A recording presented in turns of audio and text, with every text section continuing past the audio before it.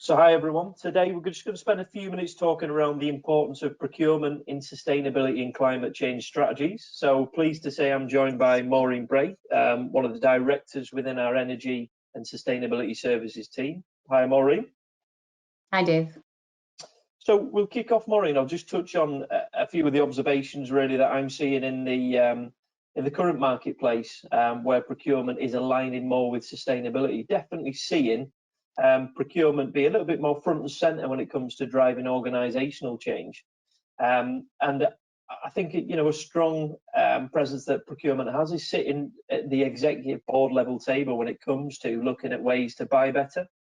And also we're seeing significant change in the ways that procurement teams are targeted, with a lot of KPIs and targets from the business now relating to sustainability and climate change. Are they some of the trends that you're seeing from your side, Maureen, in the marketplace? Yeah, absolutely. I think historically what we would have seen is that often a sustainability function was covered by a procurement role within an organization, which wasn't necessarily a good sign. But this new approach that you're talking about, where there's this more of a convergence between roles, more based on the fact that sustainability is a more important topic than it ever used to be, rather than just a good to have. It's actually more indicative of, in terms of a good sign for us, that these roles have converged and that there's a dual role focusing on both sustainability of an organization and the procurement services. Yeah, and it leads very nicely into the conversations we have with clients on a regular basis, doesn't it, around active energy management and the convergence between procurement, sustainability, and also efficiency. Absolutely. I think the two factors then you've mentioned there, traditionally just cost mitigation and building a better future, they've very much been conflicting, but we're seeing that alignment, and that's allowing businesses to drive real tangible change, with procurement at the forefront in those initial conversations.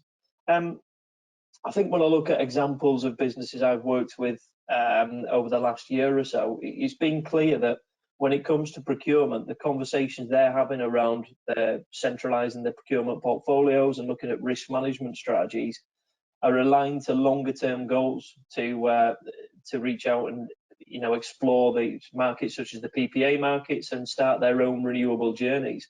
And I think the risk management plays an important part of that, just to ensure that they understand the strategies today, but how that will change significantly when the complexities of a PPA or renewable purchasing is brought into the mix. Yeah, and that's something that we're seeing, more and more, is that you can't look at these topics separately. You can't look at how do I expand my coverage of renewables to drive down my carbon emissions without thinking about actually, and what is the most financially feasible approach that works within the dimensions of our risk portfolio and our policy for risk. So, often when we're supporting organizations to identify their approach to renewables, this very much has to have a focus on environmental impact, risk factors on an organization, and also financial impact and gains. So, looking at something like a PPA in particular, it's really important to assess about the timing of markets, the pricing availability within those markets for renewables, and therefore allowing for the proper sequence to deploy an approach for procuring renewables in the most meaningful and in the smartest way. So it's about timing. It's not about if a company is going to go down the route of renewables. It's about when and where within that timing. Yeah, and it's increasingly important, isn't it, I think, to understand the marketplace energy prices on the back of the global pandemic and the impact we've seen. It's increased, the significant opportunity in the marketplace now, with historic lows across energy scene. So it's a good time to ensure that you're very well aligned when it comes to your procurement and sustainability teams. Maureen, I know you spoke around those three main criteria and discussions around investment companies and how they're treating this as well. Yeah, well, I mean, we just have to look at the announcement that came out from BlackRock at the beginning of the year. Financial organizations are really looking at sustainable financing. They're looking at sustainable funds, and really understanding the entire risk involved in an investment.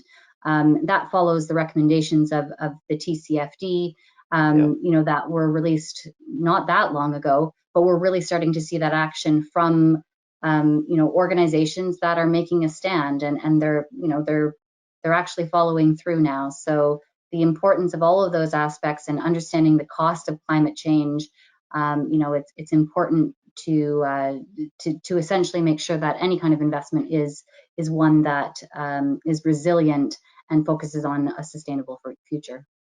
Yeah, and increasingly for businesses, even ourselves, as this is such an important time, isn't it, now, to define the future and how you are going to build back better. We're again releasing more around the global energy outlook from procurement perspective, so understanding that marketplace while we move through a particularly volatile time.